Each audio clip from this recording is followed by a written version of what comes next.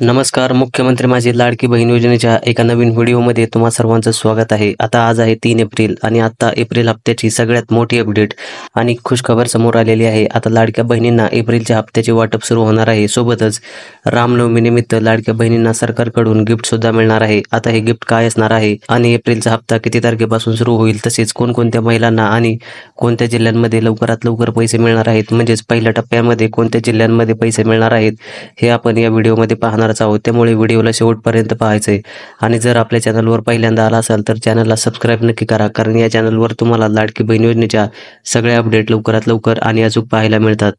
तसेच जर तुम्हाला सरकारच्या किंवा केंद्र सरकारच्या इतर कोणत्याही योजनांबद्दल माहिती हवी असेल तर तुम्ही आपल्या ऑफिशियल वेबसाईटवर व्हिजिट करू शकता किंवा आपल्या व्हॉट्सअप ग्रुपमध्ये जॉईन होऊ शकता. तिथे तुम्हाला संपूर्ण माहिती एकदम डिटेल्समध्ये मिळेल. याची लिंक डिस्क्रिप्शनमध्ये दिलेली आहे, तिथून तुम्ही आपल्या ग्रुपमध्ये जॉईन होऊ शकता. आता आज आहे 3 एप्रिल आणि जवळपास एप्रिल महिना सुरू होऊन 3 दिवस झालेले आहेत आणि 10वा हप्ता आता महिलांना मिळायला सुरुवात होणार आहे. याची सगळ्यात मोठी अपडेट आणि रामनवमीनिमित्त मोठी खुशखबर तुमच्यासाठी आपण घेऊन आलेलो आहोत. आता सगळ्यात महत्त्वाचं म्हणजे जर तुम्हाला फेब्रुवारी आणि मार्च महिन्याचे पैसे मिळाले नसतील, म्हणजेच मार्च महिन्यामध्ये महिलांना 3,000 रुपये जमा करण्यात आले होते आणि जर हे 3,000 रुपये तुम्हाला मिळाले नसेल तर तुम्हाला 10व्या हप्त्याचे म्हणजेच एप्रिलच्या हप्त्याचे पैसे यायला थोडासा प्रॉब्लेम होणार आहे. आणि जर तुम्हाला हे पैसे जमा झाले की नाही हे कमेंट करून सांगायचे, म्हणजेच 3,000 रुपये तुमच्या अकाउंटवर जमा झालेले आहेत की नाही हे कमेंट करून सांगायचे. आणि झाले नसतील तर तुमचं नाव आणि जिल्हा हे कमेंटमध्ये सांगायचे, म्हणजे आपल्यालाही समजेल की किती महिलांना आणि कोणकोणत्या जिल्ह्यामध्ये अजूनही पैसे जमा झाले नाहीत. आता 10व्या हप्त्याचे पैसे सगळ्यात अगोदर कोणकोणत्या महिलांना मिळणार आहेत आणि कोणकोणत्या जिल्ह्यांमध्ये हे पैसे मिळणार आहेत हे आपण पाहूया. आता सरकार 10व्या हप्त्यासाठी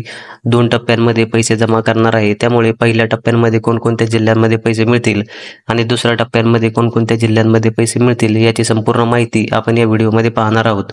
त्यामुळे व्हिडिओला शेवटपर्यंत पहा. पण सगळ्यात महत्त्वाचं म्हणजे आता एप्रिलचा हप्ता किती रुपये मिळणार आहे, म्हणजेच 1,500 रुपये मिळणार आहे की 2,100 रुपये मिळणार आहे. कारण सरकारने इलेक्शनच्या अगोदर महिलांना आश्वासन दिलं होतं की जर आम्ही सत्तेत आलो तर महिलांना 2,100 रुपये देऊ, परंतु मार्च आणि फेब्रुवारीचा जो पैसे आहे ते 1,500 रुपये देण्यात आलेले आहे. त्यामुळे बऱ्याचशा महिलांचे प्रश्न होते की एप्रिलचा हप्ता किती रुपये मिळणार आहे, म्हणजेच 1,500 रुपये मिळणार आहे की 2,100 रुपये मिळणार आहे. आता राज्याचे उपमुख्यमंत्री आणि अर्थमंत्री अजितदादा पवार यांनी सांगितलेलं आहे की राज्याची आर्थिक परिस्थिती थोडीशी खराब असल्यामुळे आम्ही महिलांना 1,500 रुपये देत आहोत, परंतु जेव्हा राज्याची आर्थिक परिस्थिती चांगली होईल तेव्हा आम्ही महिलांना 2,100 रुपये देणार आहोत, असंच महिला व बालविकास मंत्री आदितीताई तटकरे यांनी सुद्धा सांगितलेलं आहे. तसेच आता महिलांना गुढीपाडव्यासाठी सरकारकडून गिफ्ट मिळालेलं आहे, ते म्हणजे साडी मिळालेली आहे. आणि ही साडी तुम्हाला मिळाली की नाही हे कमेंट करून सांगायचं आहे. आणि ज्या महिलांना साडी मिळालेली नाही त्यांना रामनवमीनिमित्त राहिलेल्या महिलांना साडी मिळणार आहे. आता ही साडी कुठे आणि कधी मिळणार आहे हे आपण पुढे व्हिडिओमध्ये सांगणारच आहोत. पण त्या अगोदर सगळ्यात महत्त्वाचं म्हणजे जेव्हा पण कोणता सण असतो, म्हणजे दिवाळी असो या रक्षाबंधन असो, त्या प्रत्येक सणाला सरकार आनंदाचा शिधा वाटप करत असते. त्यामुळे गुढीपाडव्यानिमित्त महिलांना साडीसुद्धा वाटप सुरू केलेलं आहे. आता सगळ्यात महत्त्वाचं म्हणजे ही साडी तुम्हाला हवी आहे की नाही हे कमेंट करून सांगायचं आहे. आणि कोणकोणत्या महिलांना साडी मिळणार आहे हे आता आपण सांगणारच आहोत.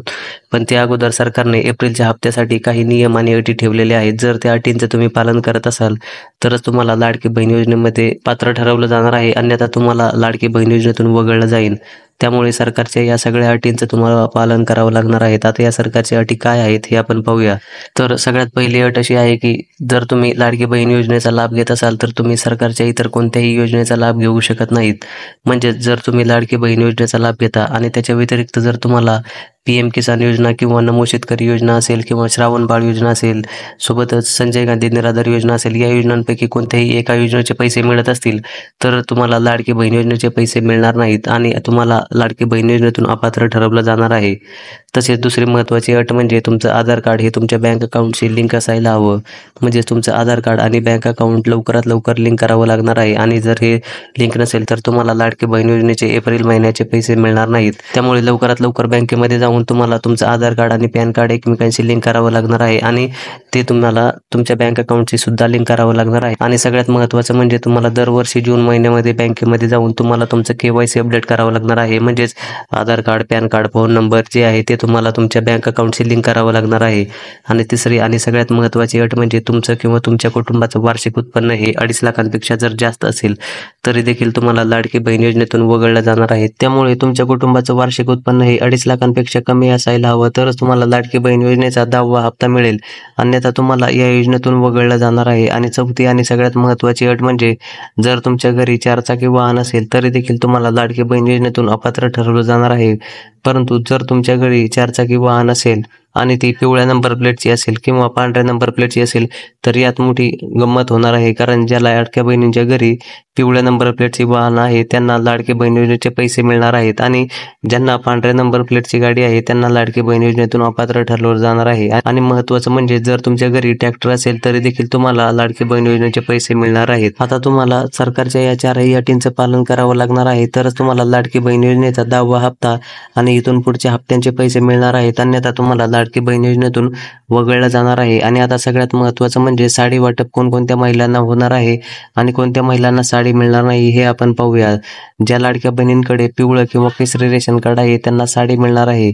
आणि आता ही साडी तुम्हाला तुमच्या रेशनच्या दुकानावरच मिळेल. म्हणजे जिथे तुम्हाला दर महिन्याला रेशन मिळते तिथेच तुम्हाला साडी वाटप देखील होणार आहे. आणि जर तुम्हाला साडी हवी आहे की नाही हे कमेंट करून सांगायचंय. म्हणजे तुमचं नाव आणि तुमचा जिल्हा कमेंट करून सांगायचंय. आणि आता कोणत्या जिल्ह्यांमध्ये पहिल्या टप्प्यामध्ये पैसे मिळणार आहेत हे आपण पाहूया.